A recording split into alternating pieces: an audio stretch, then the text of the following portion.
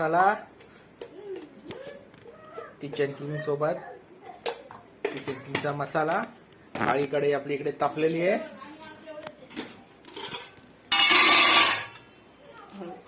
हळद टाकूया वरतून. आहे आपला सिक्रेट मसाला, एक नंबर ना बाबा.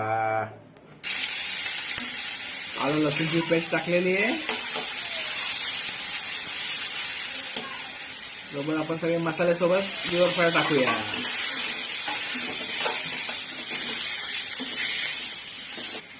राहिलेलं मीठ टाकूया थोडस. काळ्या कढईची चवच वेगळी असते. वाफ घेऊया.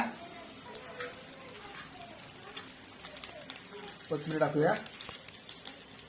एक नंबर ना. वरतून बटर टाकूया.